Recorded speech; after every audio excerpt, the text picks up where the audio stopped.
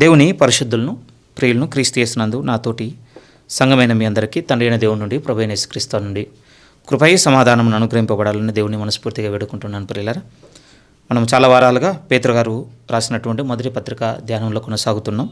ఈ దినం కూడా 4వ అధ్యాయము 7వ వాక్యం నుంచి 11వ వాక్యం వరకు కలిగిన 5 లేఖనాలని ఈ దినం మనం ధ్యానించుకోవడానికి ప్రయత్నం చేద్దాం. ముందుగానే ప్రభునందు మీకు సాక్ష్యం ఇచ్చుచున్నాను. అత్యంత ప్రభావం కలిగినటువంటి భాగం ఇది. నిజంగా ఈ సంగతులు మనకు అర్థమైనట్లయితే మన క్రైస్తవ ధోరణిని మార్చగలిగేటువంటి శక్తి కలిగినటువంటి భాగంగా ఈ సందర్భాలు ఉన్నాయని గ్రహించడం జరిగినది.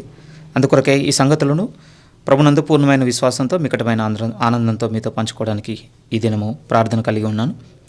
మనం ప్రధానంగా ఈ పత్రిక ప్రారంభించిన నాటి నుండి గుర్తు చేసుకుంటున్న మాటే, శ్రమలో చెదిరిపోయినటువంటి తోటి విశ్వాసులైన సహోదరులకు పేతురు గారు రాస్తున్న మాటలను మనం గుర్తు చేసుకున్నాం. ఈ మాటలు అంత శ్రమలో బాధపడుతున్న వారికి రాసి పంపించడంలో పేతురు గారి ప్రధానమైన ఉద్దేశం ఏమిటి అంటే, ఇది దేవుని సత్యమైన కృప. ఈ కృప యందు మీరు నిలకడగా ఉన్నట్లయితే ప్రభు మహిమలోనికి మీరు కూడా ప్రవేశిస్తారనేది పేతురు యొక్క పిలుపిందులో కనపడుతుంది. ప్రియమైన వారలారా, అందుకోసం చాలా సందర్భాలు చూసాం. అందులో ఆనాడు వాళ్ళని బలపరిచినవి, ఈనాడు మనల్ని కూడా ప్రభు కిందికి వచ్చుటకు సహాయం చేసిన సంగతులు అనేకములు మాట్లాడుకున్నాం. అయితే ఈ దినం మనం మాట్లాడుకోబోతున్న ఈ చిన్న భాగంలో మనం చూడబోతున్న సందర్భం ఏమిటి అంటే, అన్నిటికీ అంతము సమీపమై ఉన్నదని చెప్తున్నాడు కదా. అన్నిటికీ అంతము సమీపించున్నట్లని మనం నమ్మగలిగితే మరి మన వైఖరి ఎలా ఉండాలి అన్ని విషయాల పట్ల. 7వ వాక్యం నుంచి 11వ వాక్యం వరకు కలిగినటువంటి ఈ భాగంలో ప్రధానమైనటువంటి కామన్ వర్డ్ ఏమిటి అని అంటే ఆల్ థింగ్స్ అనే వర్డ్, లేకపోతే అన్నింటికి అనేది ఎక్కువ సార్లు కనపడుతుంది. ప్రియమైన వాళ్ళ అన్ని విషయములలో అన్నింటికి అని కీవర్డ్గా మనం చూడగలము. ఎందుకంటే ఈరోజు మన దృష్టి అటువైపు నిలుపుదాం.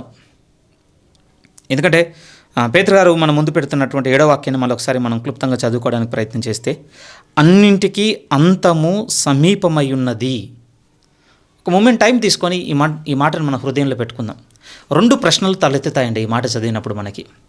ఆ 2 ప్రశ్నలు మనం ఎంత మేరకు నమ్ముతున్నాం అనేది ఇప్పుడు వ్యక్తిగతంగా ప్రశ్నించుకోవాలి. వింటున్న మీరైనా, మాట్లాడుతున్న నేనైనా. మొదటి ప్రశ్న ఏమిటి అని అంటే, నిజముగానే అన్నింటికీ అంతము సమీపించిందని నమ్ముతున్నామా? అన్నిటికీ అంతం వచ్చిందని నమ్ముతున్నామా? నమ్మితే ఎంత బలంగా నమ్ముతున్నాం అనేది ప్రశ్న. రెండవ ప్రశ్న ఏమిటి అంటే, అది చాలా సమీపముగా ఉందని నమ్ముతున్నామా? సమీపముగా ఉందని నమ్మితే ఎంతగా దానికి మనం సిద్ధపడుతున్నాం అనేది రెండవ ప్రశ్న. ఎందుకంటే చాలా మనల్ని ఒక విధముగా చెప్పాలి అని అంటే మొత్తం మన ఆలోచన ధోరణిని మార్చేటువంటి విషయాలు పేతురు గారు రాస్తున్నారు ఇక్కడ. ఉదాహరణకి ఒక సందర్భాన్ని మనం ముందు పెట్టుకొని ఆలోచిద్దాం. ఏ సందర్భం అని అంటే, ఇప్పుడు మనకేదో ఒక చిన్న అనారోగ్య సమస్య వచ్చింది. ఆ సమస్యను పట్టుకొని డాక్టర్ దగ్గరికి వెళ్ళాం. అంతా డయాగ్నోస్ చేసిన తర్వాత మనకు చాలా తీవ్రమైనటువంటి సమస్య మన ఆరోగ్యంలో వచ్చిందని గుర్తించి, ఇక మీరు ఎక్కువ కాలం బతకరండి, మీరు మహా గట్టిగా అంటే 6 నెలలు, మీరు బాగా జాగ్రత్త తీసుకున్నారంటే 8 నెలలు, 10 నెలలు, సంవత్సరం బతుకుతారు, ఇంతకు మించి మీరు ఏం చేసినా కూడా బతకరని మనతో అన్నారనుకోండి. ఏంటి మన వ్యక్తిత్వం అప్పుడు? ఏంటి మన వ్యక్తిత్వం అన్న దగ్గర నేను అన్నిటిని పెట్టడానికి ప్రయత్నం చేస్తున్నాను. ఎందుకంటే ఇంతకు పూర్వం మనం బ్రతికిన జీవితం అంతా ఎన్నింటినో మనం సమకూర్చుకున్నాం. ఈ జీవితంలో పర్పస్ ఏంటి చెప్పండి? ఈరోజు మనం పెరిగి పెద్ద అయిన తర్వాత ఒక కుటుంబం ఉందన్నా, ఒక ఉద్యోగం ఉందన్నా, సంపాదన ఉందన్నా, చరస్థిరాస్తులు ఉన్నాయన్నా, మనతో కొంత ఆభరణాలు ఉన్నాయన్నా, మనతో కొంత మనం సమకూర్చుకున్న వస్తువులో ఇంకోటో ఇవన్నీ ఉన్నాయి అన్నట్టు ఉద్దేశం ఏంటి?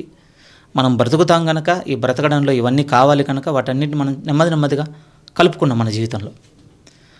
ఇప్పుడు డాక్టర్ దగ్గరికి వెళ్ళాం. డాక్టర్ నుంచి మనకు ఒక సమాచారం తెలిసింది, 6 నెలల కంటే ఎక్కువ బతకరని, మీరు ఏం చేసినా చచ్చిపోతారు. ఏంటి మన కుటుంబంతో మన వైఖరి ఎలా ఉంటుంది 6 నెలల్లో? మన పనితో మన వైఖరి ఎలా ఉంటుంది 6 నెలల్లో? ఈ లోకంతో మన వైఖరి ఎలా ఉంటుంది 6 నెలల్లో? ఇంకొంచెం ముందుకు వచ్చి సున్నితంగా మాట్లాడాలంటే అసలు మన స్పిరిచువల్ లైఫ్తో మన వైఖరి ఎలా ఉంటుంది 6 నెలలు? ఎందుకంటే అంతం అనేది మన యొక్క ధోరణి మొత్తాన్ని ప్రశ్నిస్తుంది. ఇంకా కొంచెం ముందుకు వచ్చి ఆలోచిస్తే మార్చగలదు కూడా. ఈ భాగాన్ని చెప్తున్నప్పుడు ఓ సువార్థికుడు చాలా ఆయన ఉన్న సమయంలో జరిగినటువంటి ఒక సందర్భాన్ని ఎత్తి తన సంఘానికి బోధించినప్పుడు ఇంకా చాలా హృదయంలోనికి చొచ్చుకొచ్చింది అనిపించిందంట ఆ వర్తమానం విన్నప్పుడు. 1912లో ఒక గొప్ప నౌక సముద్రంలో మొదలైందండి, నౌకాయానం కింద. అంతకు పూర్వం ఏ దేశం కూడా, ఏ మనుషుడు కూడా సృష్టించినంత ఒక బలమైన పడవను తయారు చేశారు. అదే టైటానిక్ అని పేరు పెట్టారు.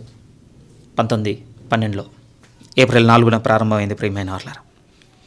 అది మొదలవుతున్నప్పుడు దాని గురించి ఉన్నటువంటి హిస్టరీ ఏమిటి అంటే, నా మాట అబద్ధం కాదు, మీరు కూడా చదువుకోవచ్చు వికీపీడియాలో. ఓపుకుందంటే దానికి సంబంధించిన డాక్యుమెంటరీస్ కూడా ఈరోజు యూట్యూబ్లో చాలా ఉన్నాయి. దానికి అది మొదలవుతున్నప్పుడు అందరి ఆలోచనలో ఉన్నది ఏంటి అంటే, ఇది మునిగిపోవడం అసంభవం అన్న ధోరణితో మొదలైందటండి ఆ పడవ. ఏం జరిగినా కూడా ఇది మునిగిపోదు, అన్షింకబుల్ షిప్ అంతే. ఎందుకంటే దాని మ్యానుఫ్యాక్చరింగ్ అలా చేశారట, అంత దృఢముగా, అంత పటిష్టముగా, అంత అధునాతనమైనటువంటి టెక్నాలజీతో, సాంకేతిక నిపుణతతో. దాని మొదలైనప్పుడు చాలా ఆర్భాటంగా మొదలైంది. ఎందుకంటే అంతకు పూర్వం ఏవి కూడా అంత వేగంగా పరిగెత్తే నౌకలు కావటండి. గంటకి 22 నాటికల్ మైళ్ళ వేగంతో దూసుకుపోయేటువంటి పడవ. చాలా పెద్దది పరిమాణంలో. దాని ఆ వేగం కావచ్చు, దాని అపియరెన్స్ కావచ్చు, దాంట్లో ప్రయాణం చేయాలన్నటువంటి ఆశతో కావచ్చు, సామాన్యులు మొదలుకొని ధనవంతుల వరకు చాలామంది టికెట్ కొనుక్కున్నారు. స్టార్ట్ అయింది ఇంగ్లాండ్ నుంచి అమెరికాకి, ఒక సర్టెన్ ప్లేస్కి. కొన్ని దినముల ప్రయాణం. ఆ దినముల ప్రయాణాన్ని చాలా చాలా తక్కువ సమయానికి తీసుకుని వచ్చారు. వేగంగా దూసుకొని వెళ్తుంది. సుమారు 2200 మంది పైనే అందులో ప్రయాణిస్తున్నారు. దానికి సంబంధించినటువంటి ఇన్ఫర్మేషన్ చూస్తున్నప్పుడు మనం చదివినప్పుడు తెలుసుకున్న విషయం ఏంటి అంటే, సుమారు 1-1.5 మైళ్ళ దూరంలో ఉండగానే వారు వెళ్తున్నటువంటి డైరెక్షన్లో ఒక ఐస్బర్గ్ వాళ్ళ సర్ఫేస్ ఉపరితలం కనపడడం, ఆ టిప్ అంటాం కదా, కొన భాగం కనపడగానే ఆ షిప్ పై భాగంలో నిల్చొని వేని అబ్జర్వ్ చేసేటువంటి ఇద్దరు క్రూలో ఒకతను ఇన్ఫామ్ చేశాడట. ఇన్ఫామ్ చేసినప్పుడు అది వెళుతున్న వేగానికి ఆ టిప్ ఐస్బర్గ్ ఉన్నటువంటి డిస్టెన్స్కి షిప్ని డైవర్ట్ చేయడం చాలా కష్టం అంట. సో దాంతో కెప్టెన్ తీసుకున్న డిసిషన్ ఏంటి అంటే, అంత చిన్నది ఇంత పెద్దదాన్ని ఏం చేయలేదు, ఒకవేళ ఢీ కొట్టినా దీనికి ఉన్నటువంటి దీని సైజుకు, దీని మెటల్ స్ట్రెంత్కి అదే బద్దలవుతుంది తప్ప మనకేం కాదన్నటువంటి ఒక భరోసాతో ముందుకెళ్ళిపోవడం. ఆ వెళ్ళిపోతున్న సమయంలో చూసిన వ్యక్తి కూడా తన జీవితంలో తీసుకున్నటువంటి ఒక తప్పు నిర్ణయం, ఏం కాదులే అని అనుకోవడం. కానీ వాళ్ళకి తెలియని విషయం ఏంటంటే, కనపడుతున్న కొద్ది భాగం కింద సుమారు 230 మీటర్ల పై భాగంనే కింద ఐస్ ఉందంటే ప్రియమైన వాళ్ళారు. చాలా పెద్ద పరిమాణంది. వెళ్ళి గుద్దుకున్న తర్వాత కూడా అవకాశం ఉంది. దేనికి అవకాశం ఉంది అని అంటే, అప్పటికీ కొంచెం లైట్ బోట్స్ని ప్రిపేర్ చేసుకొని సేవ్ అవ్వడానికి అవకాశం ఉండేనంట. కానీ వాళ్ళకున్నటువంటి ధీమా ఏమిటి అని అంటే, గుద్దుకున్న ఈ కొంచెం ఆ ఫోర్స్కి మనం కట్టుకున్నటువంటి 6 లేయర్స్ ప్రొటెక్షన్ ఉండేనట. ఇది డ్యామేజ్ అవ్వడం, ఇది డ్యామేజ్ అయినా కూడా మనకు ఏం కాదు, నో ప్రాబ్లం అని ఎవరు ఉండాల్సిన దాంట్లో వాళ్ళు ఉండడం. తర్వాత ఏం జరిగింది అంటే, రాత్రి జరిగింది, సూర్యుడు ఉదయించే సమయానికి మొత్తం మునిగిపోయింది. ఇది జరిగిన సంఘటన. ఆ సేవకుడు మాట్లాడుతూ చెప్పిన ఒక బలమైన విషయం ఏమిటి అంటే, ఒక ఇమాజినేషన్ ముందు పెట్టాడు ఆయన. ఇమాజినేషన్ ముందు పెట్టి ఏమన్నాడు అంటే, ఇప్పుడు ఆ వెళుతున్నటువంటి ఆ సమాజంలోనే ఒక క్రైస్తవుడు ఉన్నాడు. ఆ క్రైస్తవుడికి దేవుని ఆత్మావేశం వలన ఈ పడవకు పెద్ద ప్రమాదం జరుగుతుందని తెలిసింది. తెలవగానే ఏం చేస్తాడు, మీరు నేను చేసేది చేస్తాడు. ఏం చేస్తాడు అని అంటే, వద్దు దీంట్లో ప్రయాణించకండి, ఇది త్వరలోనే మునిగిపోతుంది, ఇది డెస్టినేషన్కి చేరుకోదు, అయిపోతుంది దీని పని, ఇది మునిగిపోతుందని చెప్పినప్పుడు ఆ రోజు ఎవరు వినరు కూడా, అంతే కదా. కళ్ళ ముందున్నది ఎంత పెద్దది, జరగకముందే నువ్వు ఏవేవో ఊహించుకుంటున్నావు. మేము ఇంత ప్రణాళికతో, ఇంత ఒక రూట్ మ్యాప్తో, ఇంత సేఫ్టీతో వెళ్తున్న తర్వాత దీనికి అవ్వడం ఏంటి? నిజమే, ఆ రోజు కెప్టెన్ రిజెక్ట్ చేసి ఉండొచ్చు. పోనీ కామన్ పీపుల్కి చెప్తే నన్ను అర్థం చేసుకుంటారంటే, పీపుల్ వాళ్ళకున్నటువంటి సంతోషంలో, వాళ్ళకున్నటువంటి ఉత్సాహంలో ఎవరు పరిగణలోకి తీసుకుంటారు చెప్పండి? ఎందుకు ఈ మాట చెప్తున్నాను అంటే, ఈరోజు మనల్ని కూడా దేవుడు ఆ పడవ ప్రయాణంలో ఒక క్రైస్తవునిగా పెట్టినట్టుగా ఈ లోకంలో మనల్ని పెట్టాడు ప్రియమైన వాళ్ళారా. మనకు కూడా ఇప్పుడు ఒక విషయం తెలుస్తుందండి వాక్యమును బట్టి. దేవుడు తన పరిశుద్ధ ప్రవక్తల చేత, బోధకుల చేత ఆత్మ ప్రత్యక్షతనిచ్చి చెప్పింది ఏంటంటే, ఈ లోకం ఇక ఉండబోవటం లేదు, దీనికి అంతం ఉంది అని చెప్తున్నాడు ప్రియమైన వాళ్ళారా. ఈ అంతం ఉందని మనకు తెలిసిన తర్వాత ఇప్పుడు మనం మాట్లాడుకుంటే ఈరోజు సమాజానికి ఎలా ఉంది చెప్పండి? ఆనాడు అంత పెద్ద పడవను నడుపుతున్నటువంటి కురువుకి, లేకపోతే అందులో ఉన్నటువంటి ప్యాసింజర్కి ఏ విధంగానైతే ఒక అవగాహన ఉందో, దీనికి ఏం కాదు, ఇదేంటి, ఇది పోవడం ఏంటి, ఇంత పెద్దది ఇంతకుముందు ఎప్పుడైనా ఉందా? ఎగ్జాక్ట్లీ. లోకం ఏంటి, ఇది పోతున్నటువంటి విషయం చూస్తే, ఇందులో జరుగుతున్నది చూస్తే దీనికి అంతం ఏంటి అసలు? ఏమని అర్థం చేసుకోవచ్చు అంటే ఈ మాటలు రాసినప్పుడు పేతురు ముఖం మీద నవ్విన ఆశ్చర్యం లేదట ప్రియమైన వాళ్ళ. ఎందుకంటే అప్పుడు ఉన్నటువంటి అభివృద్ధి అంతా, అప్పుడు ఉన్నటువంటి ఇంకో సైన్స్ ఎంత చెప్పండి, సాఫీగా వెళ్ళిపోతుంది లోకము. దీనికి అంతం ఏంటి? ఇప్పుడైతే మనం కొంచెం ఆలోచిస్తుండొచ్చు. ఇప్పుడు ఉన్నటువంటి నవీన సైన్స్ని బట్టి ఈరోజు మనకు కొన్ని చెప్తున్నారండి. లోకం ఇలానే నడుచుకుంది అని అంటే ఈ లోకానికి ఏదో ఒకరోజు ఎండ్ ఉందని వాళ్ళు కూడా చెప్తున్నారు. దాన్ని డూమ్స్ డే అని కూడా అన్నారు. మనం ఎన్నో చూసాం దానికి సంబంధించినవి. ఎంత వ్యవధిలో ఈ లోకం మొత్తాన్ని తగలబెట్టేచ్చటంటే హార్డ్లీ ఒక 30 నిమిషాలు లేకపోతే 40 నిమిషాలు, ఇంకా లెస్ దెన్ అండి, ఇంకా తగ్గింది. ఇంకా ఈలో మొత్తం బూడిద అయిపోతుంది ప్రియమైన వాళ్ళ. ఇది లోకం చెప్తున్నమాట. కానీ అదే లోకం ఇంకొక వైపు వచ్చి మాట్లాడుతున్న విషయం ఏంటంటే మనం సరైన జాగ్రత్త తీసుకోగలిగితే, ఇప్పుడు చేసుకున్నటువంటి ఈ పొల్యూషన్, వీటికి సంబంధించినటువంటి డిసిప్లిన్ కనుక మళ్ళీ అలవాటు చేసుకోగలిగితే దీనికి అంతం ఏం లేదు, మళ్ళీ కొనసాగుతుందని లోకం మాట్లాడుతున్నమాట. అందుకోసమే పేతుగారు రాసిన ఈ మాట కొంచెం హేళనకు గురయ్యేదే. ఇంత చక్కగా ఇంత సజావుగా ఉన్నటువంటి ఈ లోకము అంతమైపోవడం ఏంటి? తరాల వెనక్కు చూస్తే ఏం కనపడింది, తరాల ముందు చూస్తే ఏం కనపడుతుంది? అభివృద్ధి, ఎదుగుదల, మనిషి అంతకు మునుపు ఎన్నడూ కూడా చూడనివి, కనివిని ఎరగనివి సాధిస్తున్న అతని పోకడ చూస్తుంటే లోకం పోవడం ఏంటి పిచ్చి కాకపోతే? నిజమే.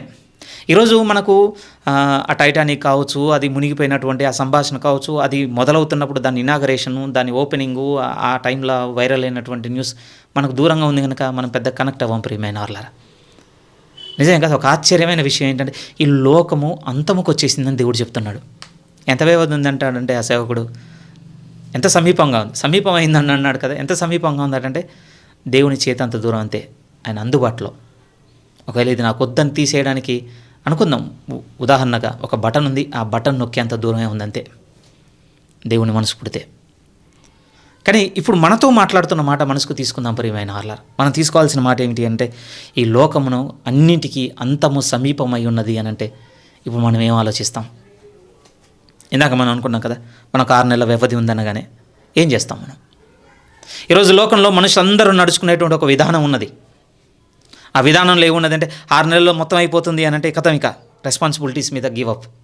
ఇంకా నేనెందుకు, బాధ్యతగా ఎందుకు ఉండాలి, పని మీద గివప్ అంతే.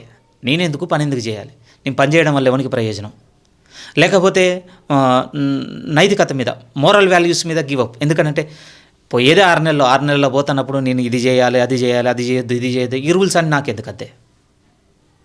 ఇది లోకంలో సగటుగా ఒక వ్యక్తి ఆలోచించేటువంటి వైఖరి.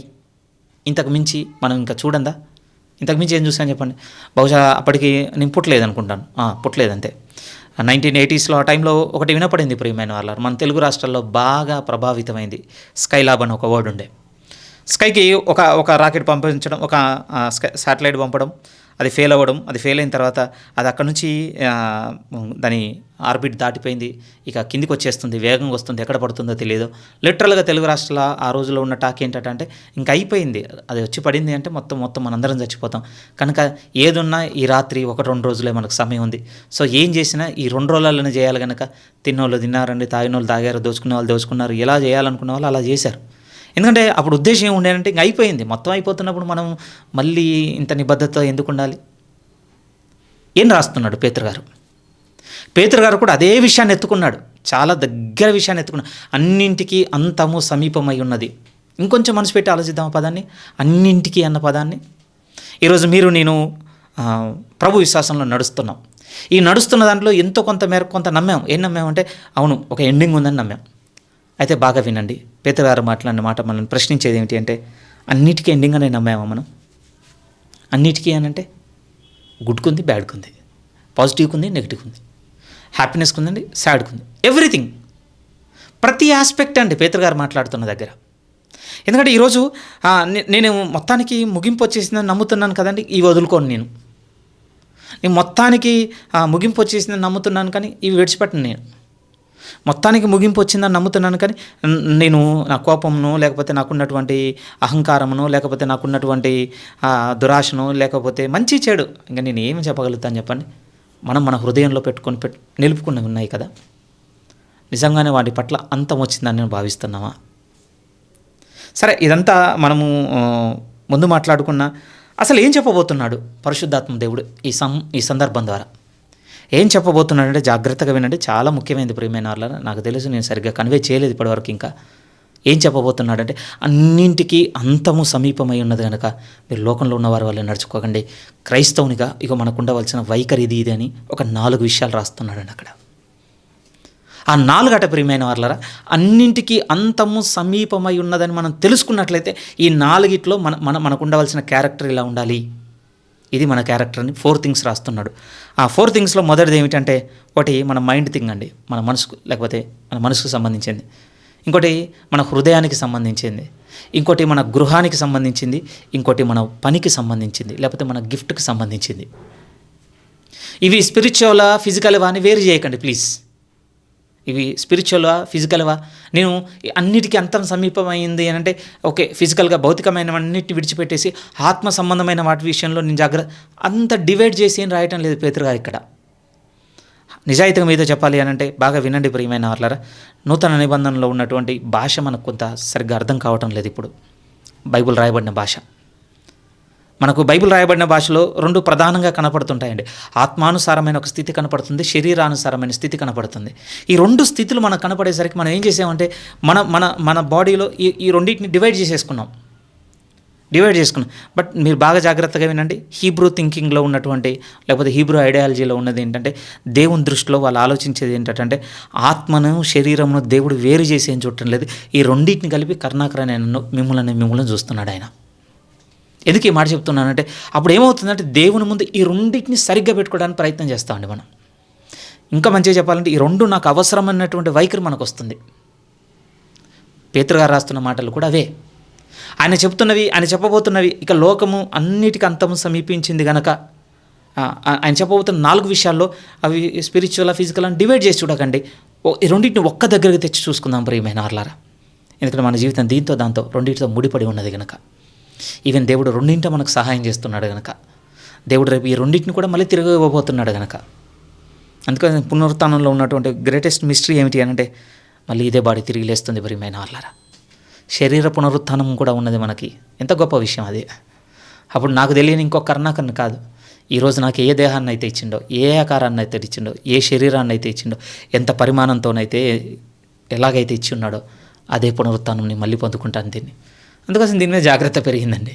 నిజము, దీన్ని చూసేటువంటి వైఖరి మారింది. ఎందుకంటే వేరు చేసి చూడమని చెప్పడం లేదు మనల్ని, ఒక 2గా ప్రభువులో చూడమని చెప్తుంది.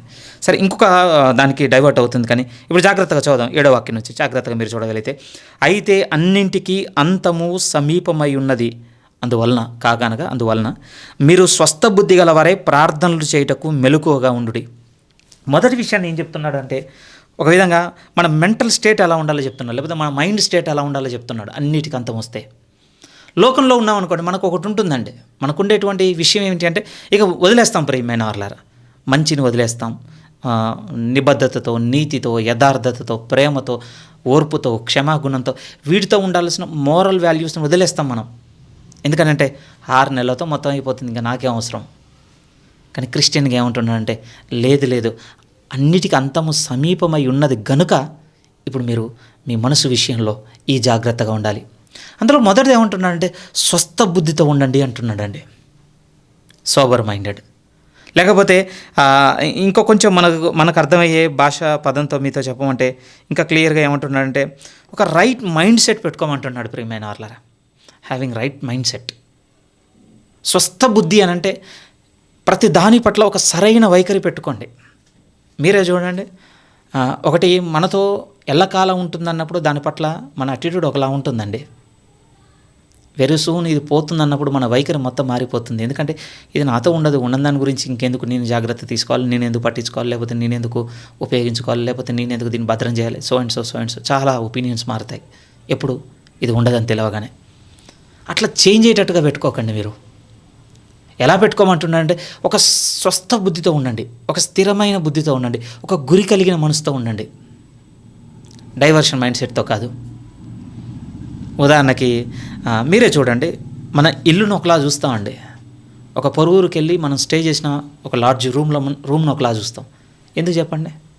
ఇది నేను ఉన్నంతకాలం ఇది ఉండేది, మరి అది అంతే. ఇంకా నేను ఈ రాత్రి నా స్టే అయిపోయిందంటే రేపు ఇంకోటి వస్తాడు, వాడు వచ్చినప్పుడు ఇది శుభ్రంగా ఉండాలి, ఈ వస్తువు ఇన్నే ఉండాలి, ఇది చక్కగా మడతపెట్టి ఉండాలి, ఇది ఇక్కడ.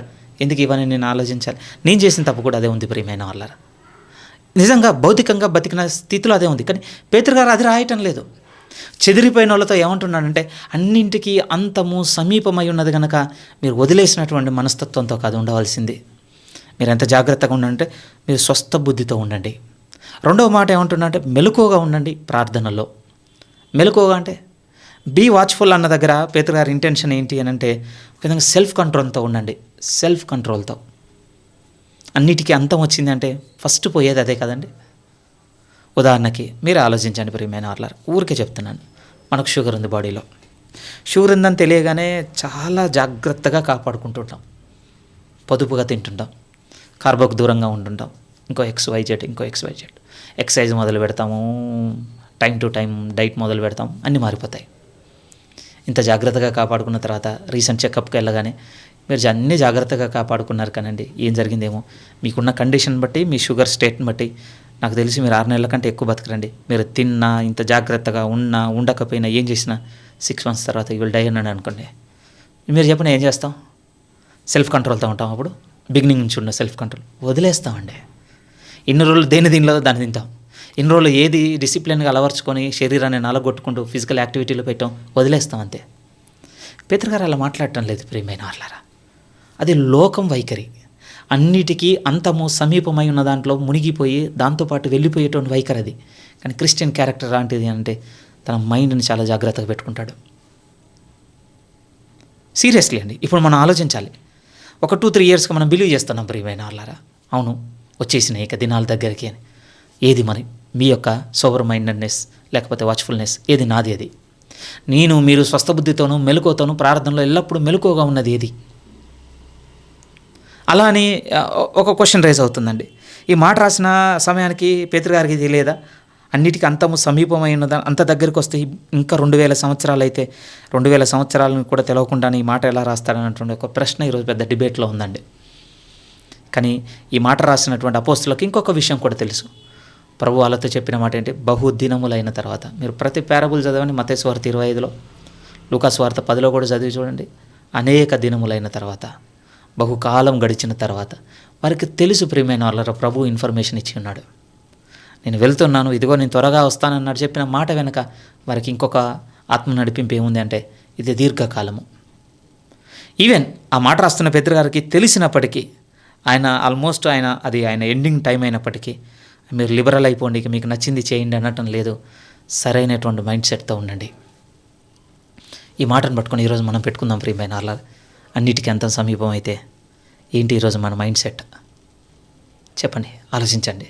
ఏంటి దేవుడు మనకిచ్చినటువంటి వాల్యూస్ విషయంలో, లేకపోతే నీతి విషయంలో, ఒక క్రమబద్ధమైనటువంటి క్రైస్తవ ప్రవర్తన విషయంలో ఈరోజు ఇంకా మనము చాలా సీరియస్ అయ్యామా? అదే సోబర్ మైండెడ్గా స్వస్థ బుద్ధితో, స్థిర బుద్ధితో ఉన్నామా? లేకపోతే అన్నిటిని వదిలేసామా?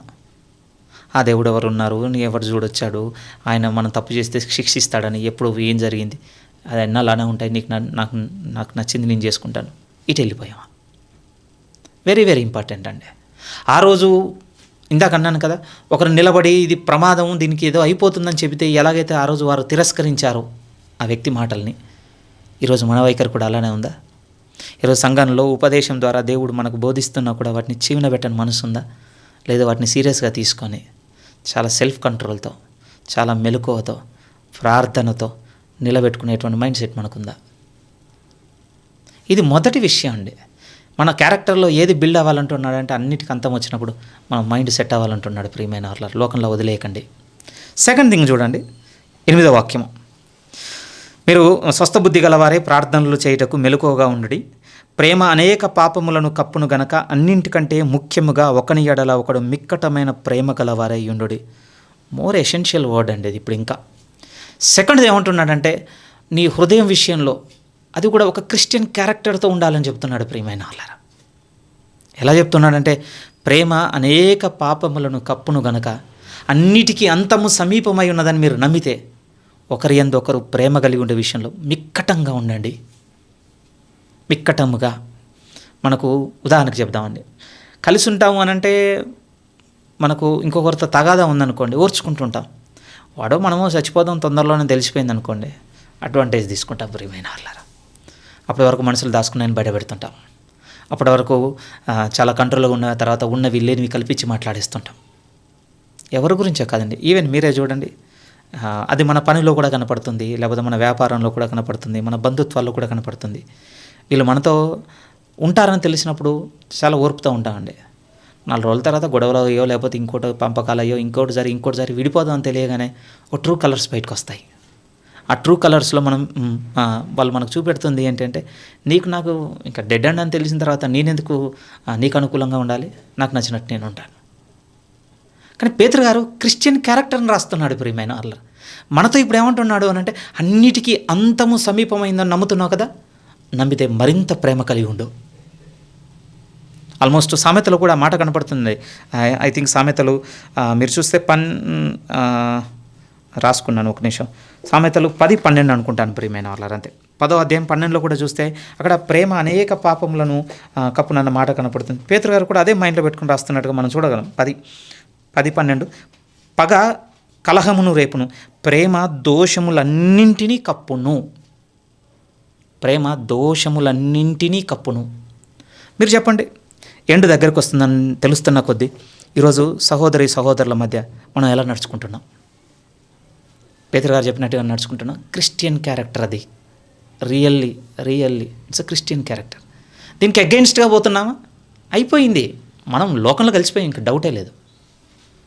అంతా ఓపెన్గా ఎందుకు చెప్తున్నా అంటే, మరి పేతురు రాస్తున్న సిచ్యువేషన్ చూడండి, రాస్తున్న మాటలు చూడండి. చెదిరిపోయిన వాళ్ళతో ఏమంటున్నా అంటే, మీరు అన్నిటికీ అంతము సమీపమైందని నమ్మండి. నమ్మిన తర్వాత అక్కడికి వెళ్ళి ఇక నాకు డిటాచ్డే కనుక నేను వెళ్ళిపోతాను కనుక నేను ఎలా ఉన్నా పర్వాలేదు, మీరు అలా నడుచుకోకండి. ఇప్పుడు మీ హృదయములలో ప్రేమను నింపండి. ఆయన అన్నాడు, ప్రేమ అనేక పాపములను కప్పును గనుక. నిజం ప్రియమైన వాళ్ళరా, మనకి ఇంక ఎదుర్కోలేదు, కానీ మనకు ప్రకటన గ్రంథం ఇచ్చేటువంటి విట్నెస్ కూడా అదే ఉంది.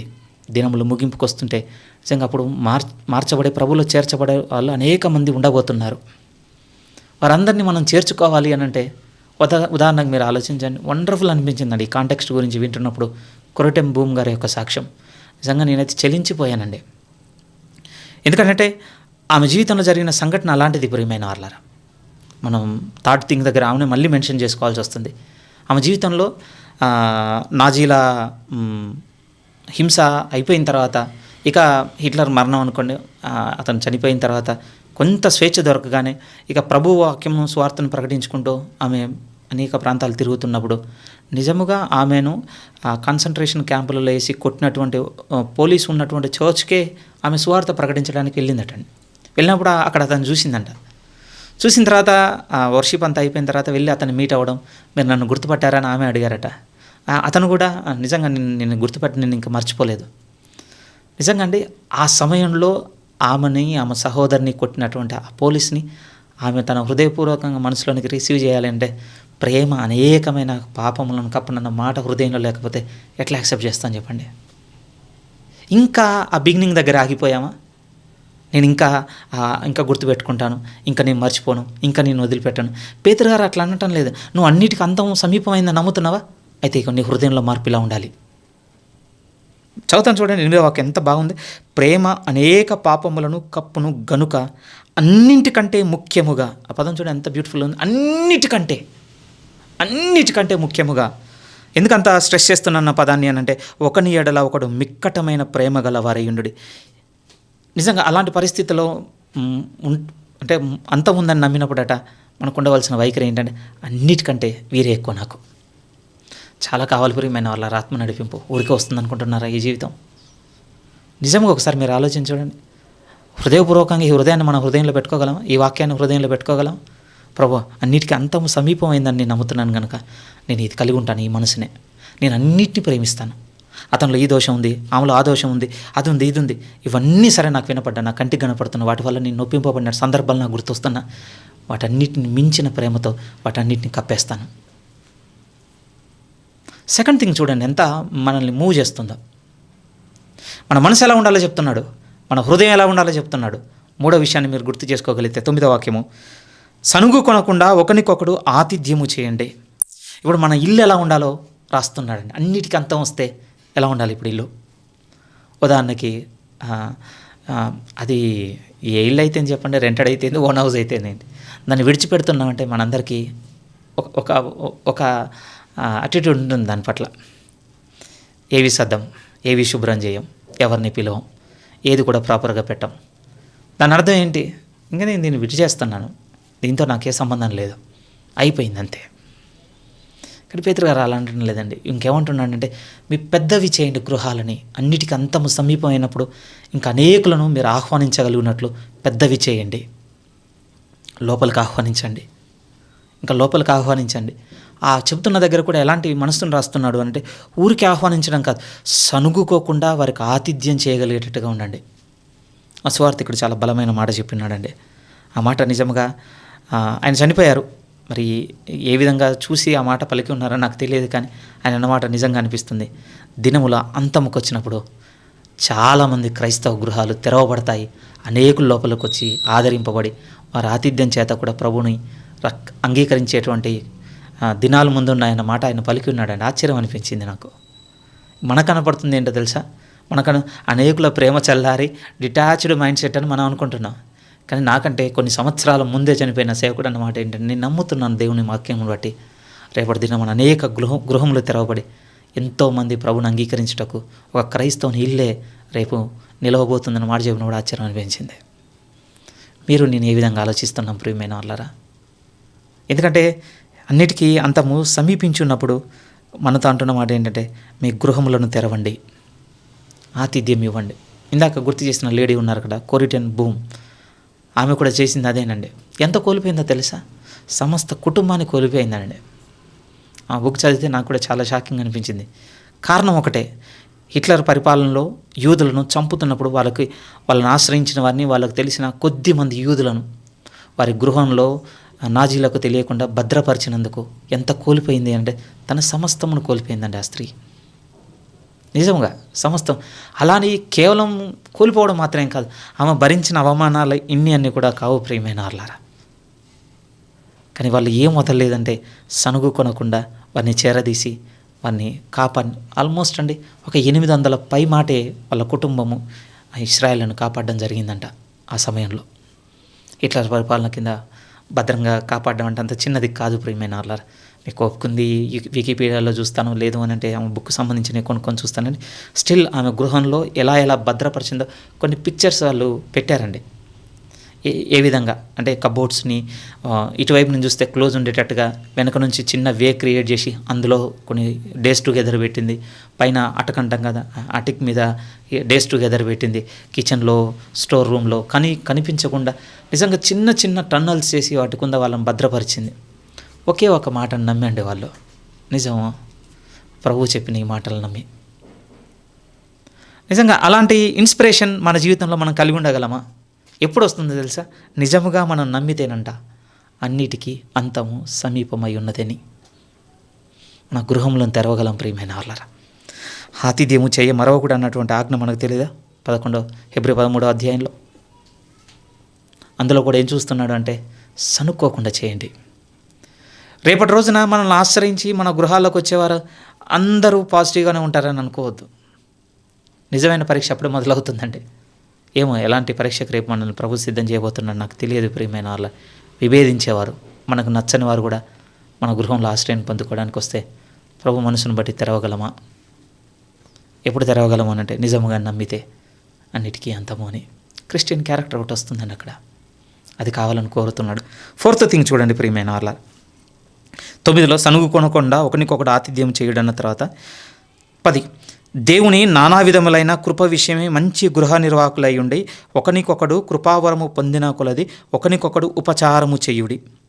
10వ వాక్యంలో ఏం చెప్తున్నా అంటే, 2 విషయాలను తీసుకొస్తున్నాడు. ఒక విధంగా అది మన వర్క్కు రిలేటెడ్ అనుకోండి, మన గిఫ్ట్కి కూడా రిలేటెడ్ అనుకోండి. ప్రభునందు వర్డ్ గురించి మాట్లాడుతున్నాడు, డీడ్ గురించి మాట్లాడుతున్నాడు, బోధ గురించి మాట్లాడుతున్నాడు, పరిచారము లేకపోతే ఉపచారము పని గురించి, సర్వీస్ గురించి మాట్లాడుతున్నాడు.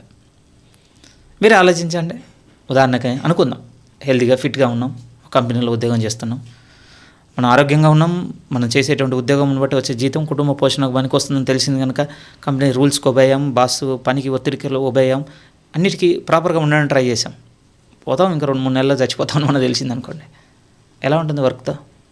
ఏంటి ఈ మధ్య అసలు రావటం లేదు, వారం రోజుల నుంచి చూస్తున్నాను, ఏ ఇన్ఫర్మేషన్ లేదు, కనీసం నువ్వు నాకు మెయిల్ చేసింది కాదు, ఎస్ఎంఎస్ చేసింది కాదు, ఎందుకు మానేసావు, ఏం చెప్పకుండా ఫోన్ మనకు చేశాడు అనుకుని బాస్, ఎలా మాట్లాడతాం?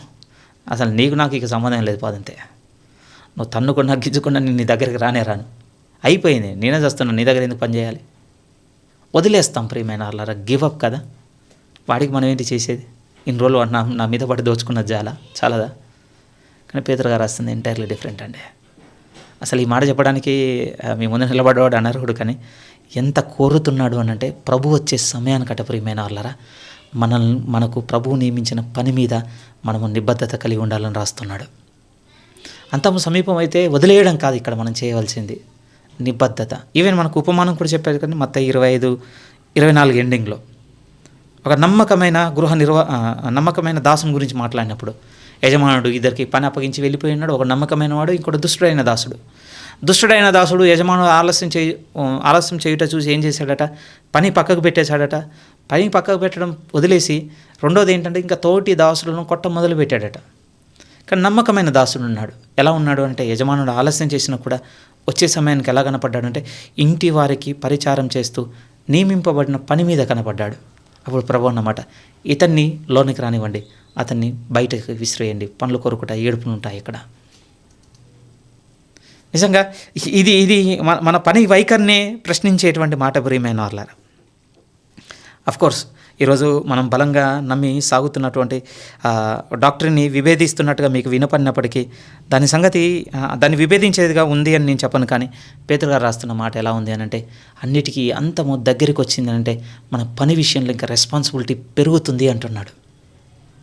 నువ్వు ఒకవేళ గృహ నిర్వాహకుడువా, సంఘం మీద నువ్వు పాదిరి తత్వం లేకపోతే అధ్యక్ష పదవి కలిగిన వాడు, స్టూవర్డ్షిప్లో ఉన్నవాడివా, అట్లయితే నువ్వు ఎలా ఉండాలో తెలుసా?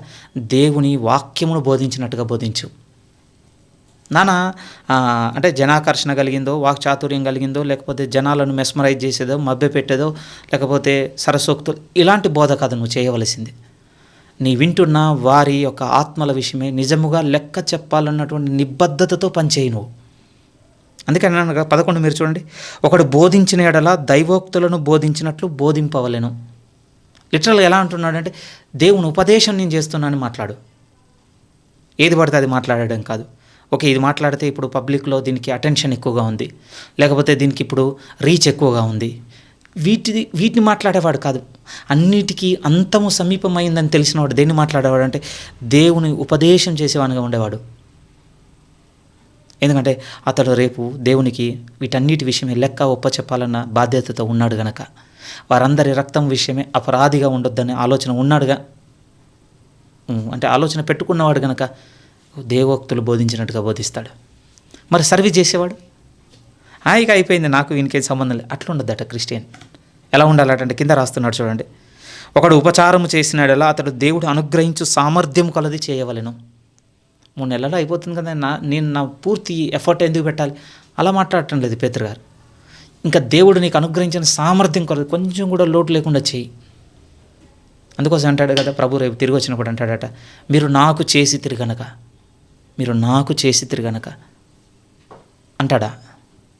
ఉదాహరణకి మీరే చూడండి ప్రియమైన వాళ్ళారా, ఊరికే మాట్లాడుతున్నాను. ఒక కంపెనీ ఇప్పుడు లే ఆఫ్స్, రెసెషన్స్ ఏదో ఒకటి నడుస్తుంది కదా, డిసైడ్ అయింది మన మీద, యజమానిగా ఉన్నవాడు డిసైడ్ అయ్యాడు. ఏమన్నాడంటే, అయిపోయిందండి, ఇక మీరు 3 నెలల్లో మీకు ఇక పంపించేస్తాం, దానికి సంబంధించిన శాలరీ ఇచ్చేస్తాం, ఇదే మీ డెడ్ లైన్ అని ఒకటి మనకు పాస్ చేశారనుకోండి, ఎలా ఉంటుంది చెప్పండి? మన వర్క్ ఎలా ఉంటుంది? చేసినా ఉంచుతాడు, చేయకపోయినా ఉంచుతాడు, దాన్ని చేయడం ఎందుకు? కానీ క్రిస్టియన్ అలా ఉండొద్దని పేతురు గారు రాస్తున్నారు ప్రియమైన వాళ్ళు. నాకు తెలుసండి ఇవి చాలా ఛాలెంజింగ్ స్టేట్మెంట్స్, కానీ వీటిలో చాలా ముఖ్యమైన భావం ఉన్నదండి. అన్నింటికీ అంతము సమీపమై ఉన్నది కనుక సరైనటువంటి మనస్తత్వం పెట్టుకోండి, సరైన హృదయంతో ప్రేమించండి, మీ గృహములను పెద్దవి చేయండి. ఎందుకంటే ప్రభు రేపు ఆదరణ కోసము, ఆశ్రయం కొరకు, ఓదార్పు కొరకు, లేకపోతే ఒక నీడ కొరకు మీ యొద్దకు పంపించి వారి ఎడల మీ ప్రేమతోనూ సనుక్కోకుండా మీరు ఆతిథ్యం చేసి వారి మనసులను గెలవండి. రేపు ప్రభు కొరకు వాళ్ళని ప్రభులో కట్టని మీ ఆతిథ్యం చేత. 4వ మాట ఏమంటుంది? ఇచ్చిన బాధ్యత ఎడల, పని ఎడల, లేకపోతే నీకు ఇచ్చిన తలాంతి ఎడల, గిఫ్ట్ ఎడల ప్రభు ఏమంటున్నాడంటే, ఇదిగో నువ్వు వదిలేసేటువంటి మైండ్ సెట్తో కాదు, దేవోక్తులు బోధించేటువంటి మైండ్ సెట్తో. బోధ అయితే నీ రెస్పాన్సిబిలిటీ అంత స్థిరంగా ఉండాలి. ఒకవేళ సర్వీస్ అనుకో, దేవుని ఉపచారం చేయవానిగా చేయాలి. దేవుని ఉపచారం చేయవనిగా. ఇవన్నీ ఎందుకు రాస్తున్నాడంటే కింద రాస్తున్నాడు చూడండి జాగ్రత్తగా. ఈ వర్డ్ చాలా ఇంపార్టెంట్ అండి. అన్నింటికి అన్న కీవర్డ్ తర్వాత రెండో కీవర్డ్ ఏంటంటే ఈ కాంటెక్స్ట్లో ఇందువలన అన్న పదం చాలా ఎసెన్షియల్ వర్డ్ ప్రియమైన వాళ్ళారా. 11లో ఉన్నది. ఇవన్నీ మన మైండ్ సెట్, తర్వాత మన హృదయం ఉండవలసిన వైఖరి, మన గృహంతో మనం ఉండవలసిన వైఖరి, తర్వాత మన పని గడల ఉండవలసిన వైఖరి అంతా రాసింది. ఇందువలన దేవుడు అన్నింటిలో యేసుక్రీస్తు ద్వారా మహిమపరచబడును. ఎందువల్ల ఒకసారి ఆలోచించండి. పైన రాసిన ఆ 4 విషయాల ప్రకారం మనం నడుచుకున్నందువలన ఇప్పుడు దేవునికి మహిమ. ఎందుకండి దేవుడు మనల్ని కలిగించింది? ఫ్రమ్ ద బిగినింగ్ నుంచి దేవుడు మాట్లాడుకుంటూ వస్తుంది, నా మహిమ నిమిత్తం నేను కలుగజేసుకుని ఉన్న జనులు. ఏం చేస్తే దేవునికి మహిమ? పేతురు ఒక భాగాన్ని ఇక్కడ నేర్పిస్తున్నాడు ప్రియమైన వాళ్ళారా. అన్నిటికీ అంతము సమీపమై ఉన్నదని నమ్ముతున్నావు కనుక ఇప్పుడు ఒక క్రిస్టియన్ క్యారెక్టర్ను చూపించు. ఇందులో ఏముందంటే నిన్ను బట్టి అన్ని విషయములలో దేవునికి మహిమ ఉంది. అన్ని విషయంలో దేవునికి మహిమ. ఇది కోర్ పాయింట్ అండి. ఇక్కడ మనకు మన వైఖరి మార్చుకోవడానికి కోర్, లేకపోతే మనల్ని మూవ్ చేసేటువంటి ఆ ఇంపార్టెంట్ థింగ్ ఏముంది ఇక్కడ అంటే వీటన్నిటి వలన ఇప్పుడు దేవునికి మహిమ. అయితే బాగా వినండి ప్రియమైన వాళ్ళ, ఇలాంటి వైఖరి ఎప్పుడు వస్తుంది మనకి? ఎప్పుడు వస్తుంది అని అంటే బాగా గుర్తుపెట్టుకోండి. ఇక్కడ రాస్తున్న దాంట్లో పేతురు గారు లోకానికి అంతం అన్నాడు తప్ప మనుషులకు అంతం అయితే అనలేదండి. అంతే కదా, లోకమునకు అంతము సమీపించి ఉన్నది కానీ మనుషులకు కాదు. మేబీ ఒకరోజు బైబిల్ చెప్పినట్టుగా మనం నమ్మినట్టుగా ఒకరోజు ప్రభు రాకడ ముందు ఇది జరుగుతుంది. ప్రభు వచ్చినప్పుడు సమస్తము మిక్కటమైన వేణంతో లయమైపోతుండొచ్చు. ఈ లోకంలో ఉన్నటువంటి ఈ కృత్యాలు కాలిపోతుండొచ్చు, మన సంఘ నమూనాలు కాలిపోతుండొచ్చు, వస్తువులు, గృహాలు ఇవన్నీ వెళ్ళిపోతుండొచ్చు, కానీ మనుషులు మిగిలి ఉంటాం ప్రియమైన వాళ్ళారా. నీతితో దేవుని చిత్తంలో నడుచుకున్న వారు సంతోషంతో పరలోకంలో ఉండొచ్చు. దేవుని చిత్తంను జరిగించకుండా వారి స్వనీతితో బ్రతికిన వారు నరకంలో బాధపడుతుండొచ్చు, కానీ మనుషులు మాత్రం ఉంటారు. అందుకోసం అంటున్నాడు, ఇవన్నిటికీ అంతం సమీపించింది కనుక మనుషుల పట్ల నీ వైఖరి మార్చుకోకు. వాళ్ళు ఉంటారు.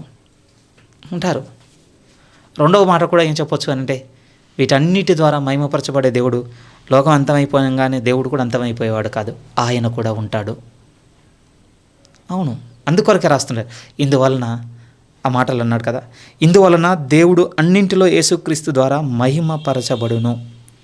అందుకోసమే మన వ్యక్తిత్వం అంతము సమీపించినప్పుడు ఇంకా మోర్ సీరియస్ కావాలి ప్రియమైన వాళ్ళ. స్వస్థ బుద్ధిలోనికి రావాలి, మెలకువగా ఉండి చాలా సెల్ఫ్ కంట్రోల్తో ఉండి మనలో ప్రేయర్ లైఫ్ ఇంక్రీజ్ అవ్వాలి. మనం ప్రార్థిస్తున్న వారి వంతు పెరగాలి తప్ప తగ్గిపోకూడదు. సున్నితమైన ఒక మాట అడగనా ఏమండి, లాస్ట్ 1 మంత్గా మనం ప్రేయర్లో జ్ఞాపకం చేసుకుంటున్నటువంటి పీపుల్ పెరిగారా తగ్గారా? తగ్గిపోయారు అని అంటే మనము ఫస్ట్ వర్డ్లో లేము ప్రియమైన వాళ్ళరా. ఫస్ట్ మనం నడుచుకోవాల్సినటువంటి మార్గంలో లేము. లేదండి, లాస్ట్ వీక్ ఏం జరిగిందో మీకు తెలియదు, వాళ్ళకు మాకు డిస్టర్బెన్సెస్ వచ్చాయి, సో అందుకోసమే వాళ్ళని జ్ఞాపకం చేసుకోవడం కూడా మర్చిపోయాను, అయితే సరిగ్గా నడుస్తలేము మనం. లేదు మీకు తెలియదు, నన్ను అనకూడదు అని అన్నారు, అందుకోసం నేను వాళ్ళని గుర్తు కూడా చేసుకోను, సరిగ్గా లేము. మెలకువతో ఉండి ఒక సెల్ఫ్ కంట్రోల్గా మనల్ని మనం కంట్రోల్లో పెట్టుకొని ప్రార్థనలో మెలకువగా కనిపెట్టుకునేది లేదు ప్రియమైన వాళ్ళరా. చూసారా, మారిపోతుంది, నమ్మటం లేదు ప్రభుని. ఇంకొంచెం ముందుకు వస్తే మనం మిక్కటమైన ప్రేమతో ఒకరినొకరం ప్రేమించుకోవడంలో కూడా వెనకబడిపోయాము. లాస్ట్ 1 మంత్గా ఎలా ఉంది, లేకపోతే లాస్ట్ 6 మంత్గా ఎలా ఉంది, లాస్ట్ ఇయర్గా ఎలా ఉంది, లేకపోతే ప్రభుని నమ్మిన దగ్గర నుంచి ఎలా ఉంది? దినములు ముందుకెళ్తున్న కొద్దీ మనకు కీడు చేసిన వారిని కూడా ప్రేమించడం పెరిగిందా, వదిలేయడం పెరిగిందా? ఎందుకంటే వీటన్నిటిని బట్టి ఇందువలన దేవునికి మహిమ ఉన్నది అని చెప్తున్నాడు. అందుకొరకే కదా ప్రభు మనల్ని చేసింది, కలిగించింది. మనం ఈ లోకంలో చాలా అచీవ్ చేయొచ్చు ప్రియమైన వాళ్ళరా. ఈ అచీవ్ చేసిన వాటన్నిటిని బట్టి దేవునికి మహిమ ఉందని నేను చెప్పలేనండి, ఎందుకంటే ప్రభు అలా చెప్పలేదు ఇక్కడ. కానీ మీరు ఇలా నడుచుకున్నటని బట్టి తండ్రి అయిన దేవునికి యేసుక్రీస్తారా ఇప్పుడు మహిమ. ఎందుకు? ఇవన్నీ నడుచుకున్నందుకు, మీ సనుక్కోకుండా మీరు ఆతిథ్యం ఇచ్చినందుకు, మీరు ప్రేమను కనపరిచినందుకు, మీరు వారిని గూర్చి మీ మనసులో చెడు భావం కలిగి ఉండకుండా ఒక నైతిక విలువతో మీరు నడుచుకున్నందుకు, దేవుడు మీకు నియమించిన పనిలోనూ బాధ్యతలోనూ మీరు నిబద్ధతతో ఉన్నందుకు. ఎందుకంటే ఇది చాలా చాలా ఇంపార్టెంట్ అండి. ఏ విషయం అంటే అంత అయిపోతుంది అన్నప్పుడు మన వైఖరి చాలా బ్యాడ్గా చేంజ్ అవుతుంది ప్రియమైన వాళ్ళరా. కానీ క్రిస్టియన్గా మనం అలా చేంజ్ అవ్వకూడదు అని కనుక్లూడ్లో నేను చెప్పిన మాట, యుగ యుగములు మహిమయు ప్రభావమును ఆయన కొండునుగాక, ఆమెన్. ఒకసారి ఈ మెడిటేషన్తో ఈ పోర్షన్ ఒకసారి మీరు పర్సనల్గా చదివి చూడండి. దేవుని ఆత్మ మీతో ఏం మాట్లాడుతుందో మీకు తెలుస్తుంది ప్రియమైన వాళ్ళ. ఎందుకంటే నా మాటల్లో ఉన్నట్టుగా మీరు ఉండకపోవచ్చు, నా మాటల వివరణ ద్వారా మీ నిజమైన స్వరూపమును మీ కళ్ళ ముందుకు తెచ్చి ఉండకపోవచ్చు నేను. కానీ మీరు ఈ భాగమును చదివితే మీరు నిర్లక్ష్య పెడుతుంది, లేకపోతే మీరు ఇది వద్దులే నాకు అవసరం లేదని విడిచిపెడుతుంది, దేవుడు మీకు చూపెడతాడు. ప్రియమైన వాళ్ళ, ఈ 4 ఏరియాలు చాలా ఇంపార్టెంట్ అండి. మైండ్తో, హార్ట్తో, మన హోమ్తో, తర్వాత మన వర్క్తో. ఎందుకంటే వీటితో మన లైఫ్ ఆక్యుపై అయింది. ఈ 4టిని వేరు చేసి ఇంకో దగ్గర ఎక్కడ ఉంచుకోగలుగుతామండి మనల్ని? మన మనసుతోనో, మన హృదయంతోనో, మన ఇంటితోనో, మన పనితోనో. ఈ 4 విషయాలు కాకుండా ఇంకొక పర్సనల్ స్పేస్ ఏం లేదు ప్రియమైన వాళ్ళ మనలో కొత్తది. అందుకోసం ఈ 4టిని ట్యూన్ చేస్తున్నాడు పేతురు గారు. అన్నిటికీ అంతం వచ్చింది కనుక అడ్వాంటేజ్ తీసుకోకండి, లిబరల్ అయిపోకండి, నచ్చింది చేస్తాను అనుకోకండి. లేదు, అలా నడుచుకున్నట్లయితే యుగయుగంలో దేవునికి మహిమ కలుగుతుందో? కలగదు. కానీ ఇలా నడుచుకున్నట్లయితే ఇందువలన దేవునికి మహిమ పర్పస్ రివీల్ అయింది. చూడండి ప్రియమైన వాళ్ళ. సో ఈ చిన్న భాగాన్ని ఇక్కడితో క్లోజ్ చేస్తున్నానండి. వచ్చే వారము అతి ముఖ్యమైనటువంటి కీ పోర్షన్ మనం మాట్లాడుకోవాలి.